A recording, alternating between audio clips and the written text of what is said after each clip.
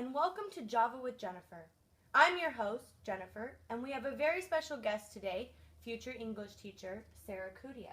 Thank you for joining us today, Sarah. It's a pleasure to be here, Jennifer. First off, how would you say this semester went for you? It was a whirlwind of new experiences. Being up in front of a class was terrifying at first, but once I had a few go-arounds, it was a lot easier, and I felt very comfortable. I also learned a lot about my teaching style and how outcomes don't always mirror my expectations while teaching. Can you tell me more specifically about your experience in your CI 161 class? Oh, of course. I hated how short it was. I felt that it was hard to get to anything we wanted to talk about, but it was still a great class.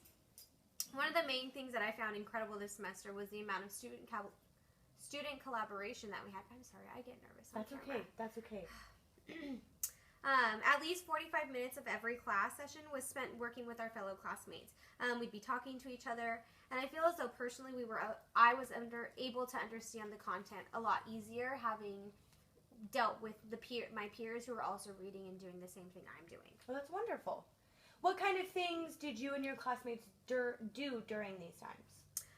Every class session we had some sort of hands-on activity that we would do, and we used different outlets of technology. At the beginning of the semester, we downloaded a bunch of different apps. We were supposed to have to make comics, to post things, to make videos, that kind of stuff, PowerPoints and everything. One of the tools that we used was Slack. I really enjoyed it because it allowed everyone to share their work and communicate with each other, and everything was all in one place. It's kind of like Facebook, but better and way simpler. Interesting.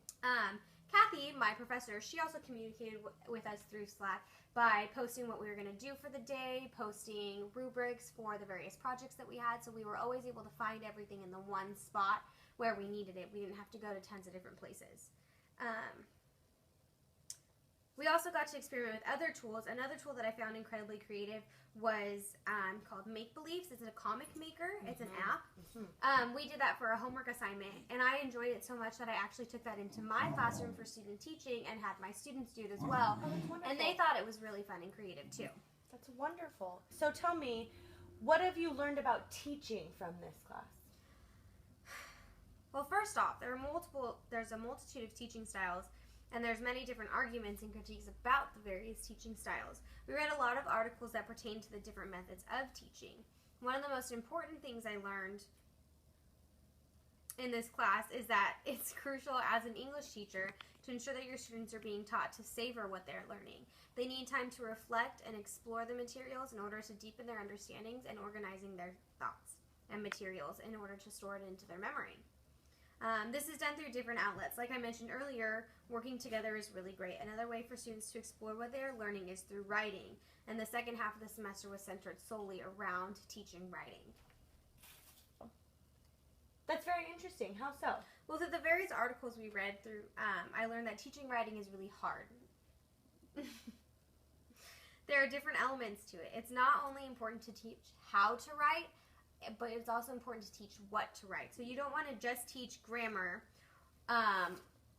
or syntax or that kind of stuff, but it's also important to teach what you should be including in your writing.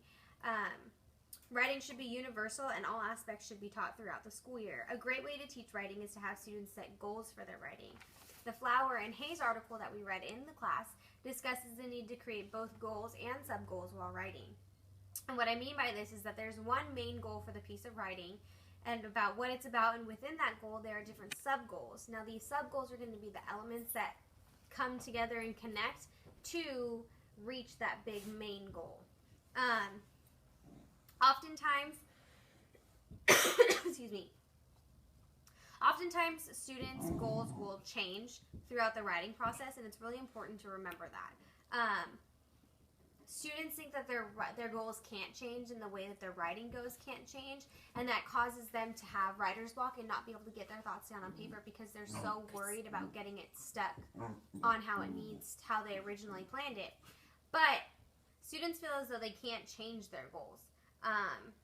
But actually what good writing is being able to change and being able to mold what you're doing.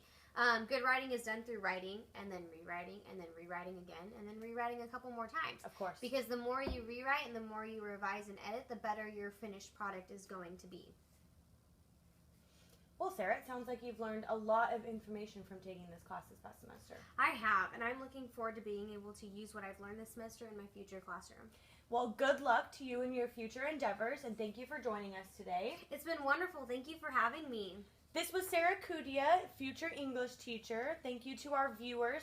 Next week, we'll be hanging out with Beyonce and discussing her formation tour and the scandal with her hubby, Jay-Z. I'm Jennifer. Have a great day.